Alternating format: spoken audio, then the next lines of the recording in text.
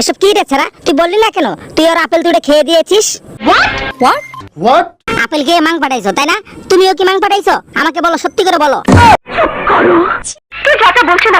কথা কি ক্লিয়ার না ভেজাল আছে? এই বাচ্চা মেয়েটা আমার পার খেতে পারবে? তুই বিশ্বাস না হয় পুলিশকে গিয়ে জিজ্ঞাসা কর, যা। কি বলছিস তুই? কি ব্যাপার? কি হয়? স্যার ও যা বলছে সব মিথ্যা কথা। স্যার, বাচ্চা মেয়েটার সাথে খেলা না করে আমার সাথে খেলা করা যায় না? ছি, ছি, ছি। তাহলে চলুন আড়ালে যাই, আমার কচি ডাব দুটো দেখবেন। দুজন মিলে একসঙ্গে আমাকে খুলে দিবে, তাহলে আমি যেতে পারি।